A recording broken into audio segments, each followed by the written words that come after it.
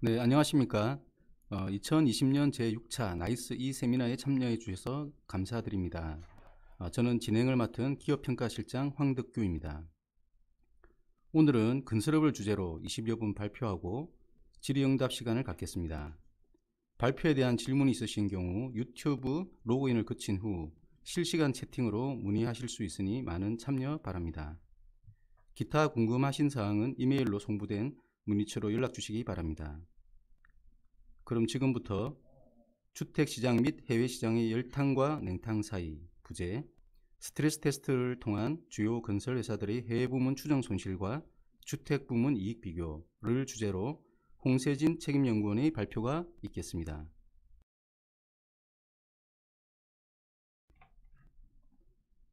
안녕하십니까. 금일 세미나를 진행하게 된 나이스 신용평가 홍세진입니다. 최근 수년간 건설회사들은 주택 부문을 중심으로 우수한 영업 실적을 기록하고 있습니다. 반면 코로나 및 저유가 사태 등으로 최근 이라크 카르발라 프로젝트에서 추가 원가가 발생하여 일부 대형 건설회사들이 해외 부문 손실이 확대된 것으로 파악됩니다. 또한 현재까지 진행한 주택 현장들이 채산성 및 분양 실적은 우수한 수준이나 정부의 지속된 규제로 채산성이 양호한 주택 공사 물량의 축소가 우려된다는 목소리도 있습니다. 이러한 점들을 종합적으로 고려하여 국내 주요 건설회사들이 건축 주택 부분 공사 물량을 바탕으로 해외 현장 위험 익스포즈에 원활한 대응이 가능할지, 그리고 각 회사별로 그 대응 정도가 어떻게 차별화되는지 대형 건설회사인 현대건설, 대림산업, 포스코건설, GS건설, 대우건설, SK건설을 중심으로 확인하고자 합니다. 목차는 이와 같습니다. 우선 건설회사들이 주력 이익 창출원이 되고 있는 주택시장의 현황을 점검하고 이런 주택시장의 영향으로 건설회사들이 최근 수년 내 어떻게 변화해 왔는지 확인하고자 합니다. 그 후 스트레스 테스트를 통해 산출한 해외 부문 추가 원가 추정치와 건축주택 부분의 이익 추정치를 비교하고 마지막으로 요약 후 마무리하고자 합니다. 스트레스 테스트에 앞서서 주요 건설회사들이 이익 창출에 절대적으로 기여한 주택 부문의 최근 현황을 살펴보고자 합니다. 정부의 부동산 규제에도 불구하고 주택가격은 최근 수년간 지속적으로 상승하고 있습니다. 월별 아파트 평균 매매가를 보면 서울은 현 정권 초기인 17년 5월 평균 매매가가 6.4억 원에 불과하였으나 20년 8월 평균 매매가는 10.2억 원을 기록하였습니다. 동상승률은 60%에 육박하는 매우 높은 수치입니다. 서울뿐만 아니라 경기 지역도 정권 초기 대비 최근 아파트 가격을 비교하면 상승률이 28%를 기록하였고, 광역시는 상승률이 15.3%, 기타 지방은 상승률이 6.1%를 기록하였습니다. 19년 12-16 대책으로 서울 주택가격은 20년 상반기에 상승률이 둔화되는 추세를 보였습니다. 특히 20년 6월 다주택자 중과세 한시적 완화 기간에 임박하여 다주택자 매물이 증가하면서 20년 4월에는 서울 주택가격 상승률이 마이너스를 기록하기도 했습니다. 그 이후 코로나도 다소 잠잠해지고 다주택자 매물도 감소하면서 7월 1주차 서울 주간 아파트 가격 상승률이 0.5%를 기록하는 등 전체적으로 아파트 가격 상승률이 재차 상승합니다. 이후 710 대책과 84 대책이 나오면서 상승률이 다소 진정되는 모습을 보이고는 있으나 여전히 가격이 하락하지는 않는 상황입니다. 한편 이렇게 주택가격은 계속 상승하고 있는 반면에 정부의 분양가 규제로 실제 아파트 평균 매매가와 분양가 차이가 지속되고 있습니다. 매매가 대비 저렴한 분양가로 인해 청약 시중의 호조가 지속되고 있는데 서울 지역이 1순위 청약 경쟁률이 몇십 대 1, 몇백 대 1인 것은 말할 것도 없고요. 경기도와 6개광역시 역시 전반적으로 높은 경쟁률을 보입니다. 20년 2월 이후에 경기도 및 광역시 지역은 물론이고 기타 지방도 모두 1순위 청약 경쟁률이 평균 1배수를 상회하고 있습니다. 청약시장 호조 추세가 지속되면서 최근 미분양 위험은 매우 낮은 수준입니다. 17년 이후 19년 상반기까지 전국적으로 미분양 물량은 약 6만 세대 내외를 기록하였는데 이후 점차 감소하면서 20년 7월 말에는 2.9만 세대까지 감소했습니다. 동수치는 최근 10여 년 내 최저 수준이고요. 그리고 허그에서 발표하는 미분양 관리 지역도 19년 3월에는 41개를 기록하기도 하였는데 이후 계속 줄면서 20년 8월에는 역대 최저치인 13개를 기록하였습니다. 청약시장이 단기간 내 급격한 냉각 가능성은 낮다고 판단하는데 그 이유는 크게 두 가지입니다. 첫 번째는 전세 가격의 강세이고 두 번째는 중기적인 입주 물량의 감소가 예상된다는 점입니다. 우선 모두 아시다시피 집값과 전세 가격은 바늘과 실 같은 사이인데요.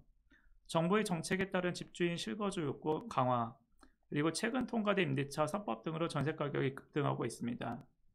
실제 과거 5년치 사례를 보면 6월에서 8월에는 전세 가격 변동률이 그렇게 크지 않은 수준이었는데 최근에는 수도권 전세 가격 상승률이 0.8%를 기록하는 등 전세 가격이 급상승하고 있는 것을 볼 수 있고요. 전세 수급집 지수도 17년 이후 최고 수치를 기록하고 있습니다. 전세 가격이 집값을 지탱하고 있는 대한민국 부동산 구조를 생각하면 부동산 가격이 급락할 가능성이 낮다고 보이고, 그리고 이로 인해 청약시장도 급격히 냉각되지는 않을 것이라 생각됩니다. 모든 가격은 수요와 공급의 법칙이 적용되고 부동산도 이건 마찬가지입니다. 주택의 공급은 신규 입주와 기존 구축 주택이 매물로 구성됩니다. 2017년 5월 이후 서울주택 가격이 하락한 시점이 딱 2번 있었는데요. 우선 첫 번째는 아까도 잠깐 언급드린 다주택자 양도세 중과 한시적 배제가 종료되는 2020년 6월 직전에 다주택자 매물이 증가로 4월 서울주택 가격 상승률이 마이너스 0.35%를 기록합니다. 양도세 중과를 피하려는 다주택자들이 매물을 많이 내놓은 거죠. 그리고 두 번째는 바로 그 유명한 헬리오 입주 시점 전후입니다. 18년 말에 약 1.3만 세대가 입주하고 또 그에 이어서 19년 초에 개포와 기름 유탄 등으로 약 8천 세대 입주 물량이 공급되면서 18년 11월부터 19년 4월까지 서울 아파트 월간 가격 상승률이 마이너스를 기록합니다. 이처럼 입주 물량은 주택 가격에 큰 영향을 미치는데요. 21년부터 입주 물량이 25만 호 이하로 급감하는 점을 고려시 주택 가격이 급격한 하락 가능성은 제한적으로 판단합니다.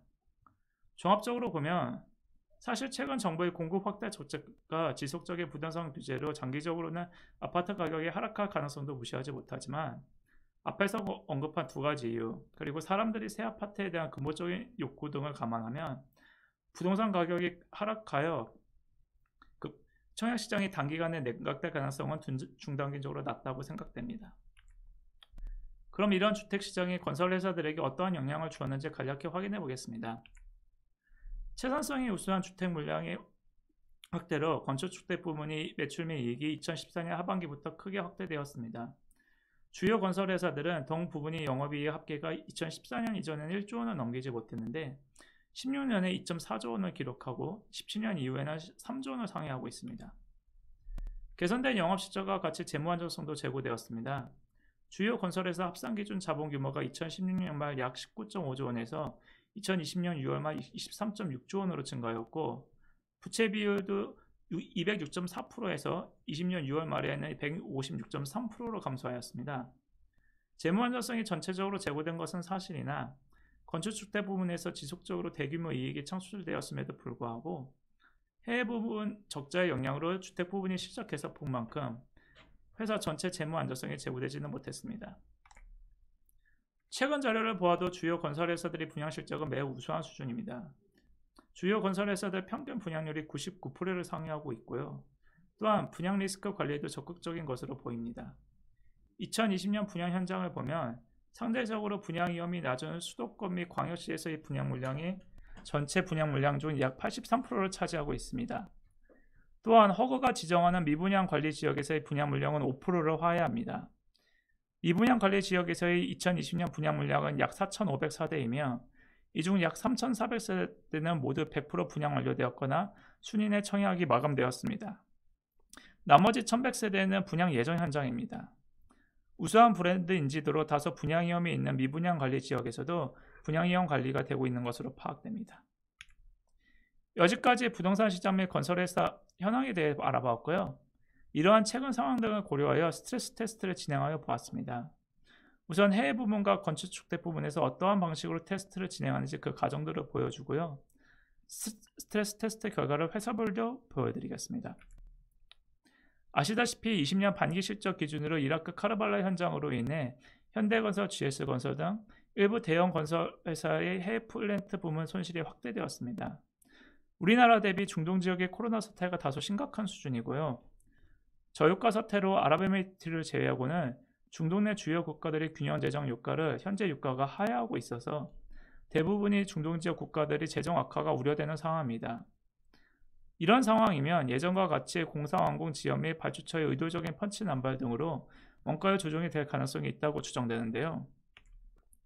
다행히도 2014년 이후 국내 주요 건설회사들은 해외 부분 익스포저를 축소시켜 왔습니다. 주요 건설회사 중동지역 수주실적 합계가 공고에서 14년 740억 달러에서 16에서 20년 225억 달러로 감소했고요. 잔액 비중도 보시다시피 매우 축소된 상황입니다. 해당 가정들을 적용하여 해외공사 추가 원가 추정치를 계산하였습니다. 일단 간략하게 읽어보시면 될 것 같고요. 강조드릴 점은 회사별로 현재 원가율에서 수정 원가율로 조정되는 폭을 차별화하지는 않았습니다. 즉, 각 회사별 원가 관리 능력이 어떻든 동일 국가 내에서 수행 중인 프로젝트는 모두 동일한 수치만큼 원가율이 상향 조정된다고 가정하였습니다. 사실 일정 조건을 충족하는 중동지역 모든 공사들의 원가율이 일시에 상향 조정된다고 가정하였기에 어떻게 보면 상당히 보수적으로 추가 원가 규모를 계산하지 않았나 생각됩니다. 여기서 꼭 드리고 싶은 말씀은 스트레스 테스트에서의 수치만큼 실제 주요 건설회사들이 향후 손실을 인식할 것이라는 것은 절대 아니고요. 테스트에 따르면 이 정도 추가 비용이 발생할 것이라고 가정한 것입니다. 즉, 스트레스 테스트에 따르면 상계 가정을 적용할 경우 주요 건설회사들의 추가 원가 규모가 이렇게 될 수도 있다는 가정 수치를 산출한 것입니다. 테스트 실행 시 건축주택 부분이 가정도 말씀드리겠습니다. 주요 건설회사들은 우수한 브랜드를 중심으로 풍부한 건축주택 공사 잔액을 확보하고 있습니다. 실제 현재 진행 중인 주택 현장들의 분양 실적도 전반적으로 우수한 점을 고려하여 현재 착공된 공사 물량은 기성공명세를 통해 파악한 예정 원가율에 따라 이익을 인식한다고 가정했습니다. 한편 신규 착공 물량에 대해서는 그 물량의 감소 및 수익성이 악화를 가정하였습니다. 이는 정부의 규제에 따른 재건축 사업 지연 가능성, 분양가 규제와 미분양 물량 증가에 따른 원가율 상승 가능성을 고려한 건데요. 특히 재건축 사업 위주의 미착공 물량을 확보한 대형 건설 회사들은 분양가 규제 등으로 착공 전환 물량이 감소할 가능성이 높다고 봅니다. 한편 중단기적으로 청약시장이 우수한 수준으로 유지될 것으로 보지만 보수적인 입장을 견지하는 차원에서 신규 분양 물량 중 미분양 발생과 비용 상승분에 대한 판매 가격 반영의 제약 등을 가정하여 신규 착공 물량의 이익 추정치를 계산했습니다. 분양가가 규제되는 와중에 수도권 현장의 집가 상승률이 향후에도 지속된다면 동 지역의 토지비가 전체 분양총액의 30에서 40% 인정을 감안시 원가율은 연간 약 1.5% 내외로 상승할 것으로 예상됩니다. 또한 회사별로 차이나긴 하지만 신규 착공 물량을 연간 3에서 5조 원으로 보았을 때 이 중 약 10% 정도가 미분양으로 인해 단기적으로 할인 분양을 한다면 연간 약 1에서 1.5% 내의 원가율의 상승이 예상됩니다. 해당 가정들을 적용하여 건축주택 부분 이익 추정치를 계산하였습니다. 방금 말씀한 부분을 정리한 것이니 참고 삼아 봐주시면 되겠습니다. 앞의 가정에 따른 스트레스 테스트 결과입니다. 우선 주요 건설회사 합산 기준으로 테스트 결과를 보여드리겠습니다. 건축주택 부분은 기존 물량이 우수한 수익성으로 중단기적으로 여전히 수익성이 양호한 수준입니다. 단기간에 창출 가능한 이익도 해외 부분 예상 추가 원가 추정치를 크게 상회하는 것으로 산출됩니다. 테스트 결과 주요 건설회사들이 건축주택 공정에서의 이익으로 해외 부분 익스포즈에 충분히 대응 가능할 것으로 보입니다. 하지만 건축주택 부분이 수주 물량 확보 정도와 해외 공사 익스포저 규모에 따라 위 결과 수치는 회사별로 다소 차별화되고 있는데요. 해당 표를 보면서 회사별 테스트 결과를 확인할 수 있습니다. 동 그래프에서 건축주택 부분의 이익은 향후 2년간 발생 가능한 이익 규모 추정치입니다. 해외 추가 비용 추정치와 향후 2년치 건축주택 이익을 비교한 이유는 추가 원가가 대부분 일시적으로 단기간에 인식이 된다기보다는 공사 진행 중 예정 원가율이 조금씩 상승하면서 일정 기간에 거쳐 그 추가 원가가 재무제표에 반영된다는 점을 감안한 것입니다.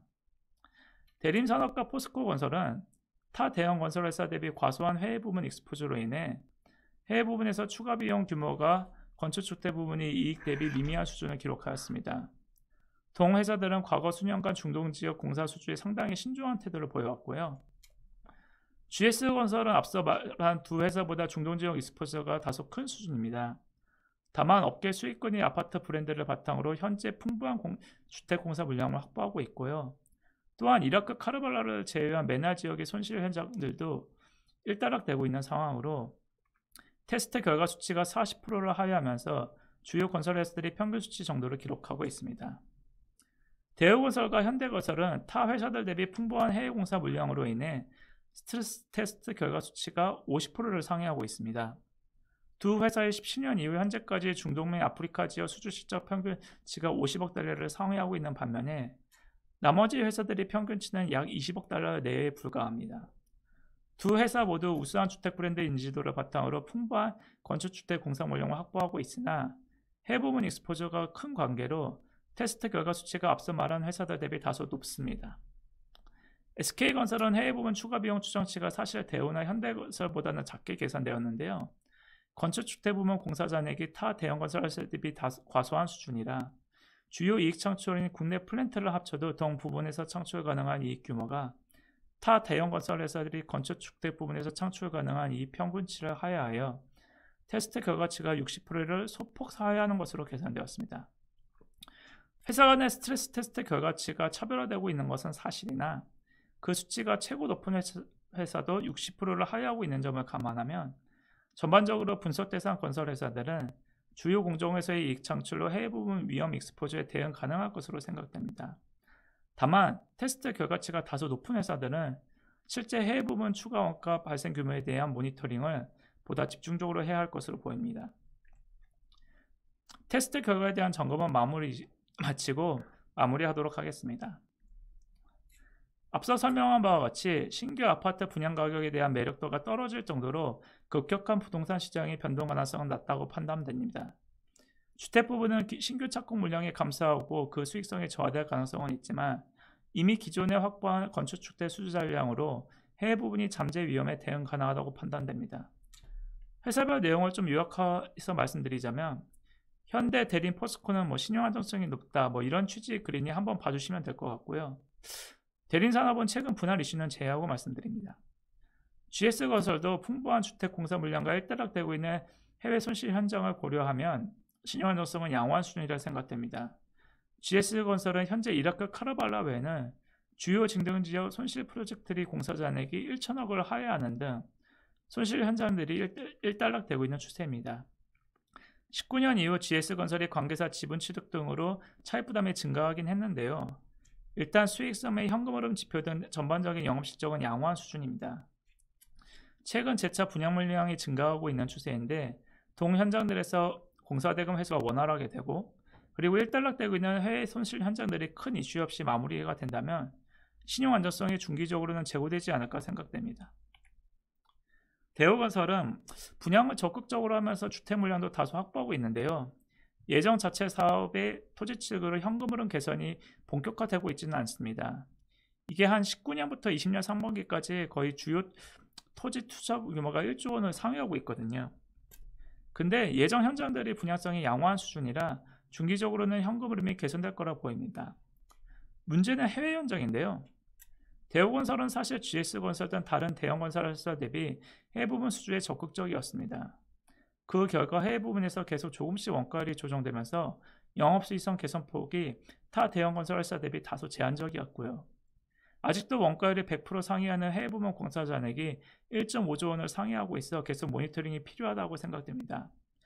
만일 해외 부문 원가 관리가 잘 마무리된다면 풍부한 주택 부문 수주 잔액과 함께 중기적으로 등급 상향 조정 검토 요인 재무 수치를 만족시킬 수도 있지 않을까 조심스럽게 생각됩니다. SK건설은 최근 EMC홀딩스 지분 인수한다고 발표했는데요. 풍부한 그룹 공사 물량, 예전 대비 분양 실적의 양호한 주택 현장의 증가 등을 감안하면 이게 회사의 신용도에 미치는 영향은 제한적이다. 이 정도로 말씀드릴 수 있겠습니다. 한편 주요 건설 회사들이 신용 안전성은 전반적으로 양호한 수준이나 과거 리만스테와 같은 대형 외부 충격으로 미분양 물량이 급증하여 현금 흐름이 악화되거나 예상치 못하게 해외 부문 원가율이 더 큰 폭으로 조정될 수 있으니 항상 시장 상황을 면밀히 모니터링 해야겠습니다.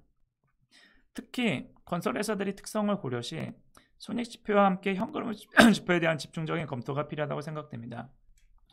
건설회사들은 보통 주택 현장에서 미분양이 발생하거나 해외 공사가 원가율이 향후에 상향 조정된다 하여도 이것이 즉각적으로는 회사의 손익지표에 나타나지 않는 것이 보통입니다.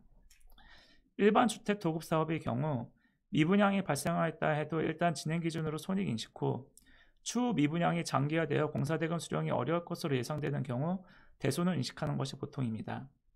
해외 플랜트의 경우에도 예정 원가가 과소한 수준에서 투입 원가 기준에 따라 매출을 인식하면 단기적으로는 손익지표는 좋게 보입니다. 다만 공사비는 투입되는 반면 발주처로부터 공사대금 회수가 지연되면서 현금 흐름 지표는 악화되게 됩니다. 이러다가 나중에 원가 상향이 확정되면 추가 비용이 인식되고 미청구 공사 규모가 축소하게 됩니다. 실제 과거 주요 건설 회사들이 해외 사업 등으로 대규모 손실을 인식하기 직전의 시점을 보면 손익지표는 좋은 반면에 현금 지표는 좋지 않았던 것이 사실입니다. 이러한 점을 고려하여 주요 건설 회사들이 우수한 수익성을 기록한다 하여도 손익지표와 현금 지표 간의 차이가 클 경우 주택사업은 각 현장의 현장 분양실적과 향후 입주 시점의 예상 분양률 등을 파악하고 플랜트 사업은 현장별 공사대금 회수 지연 사유와 추가적인 원가의 조정 가능성 등을 감안하여 향후 신용등급에 반영하려고 합니다. 이상으로 발표를 마치겠습니다. 뒤 어펜딕스에 추가 관련 내용도 있으니 참고해 주시기 바랍니다.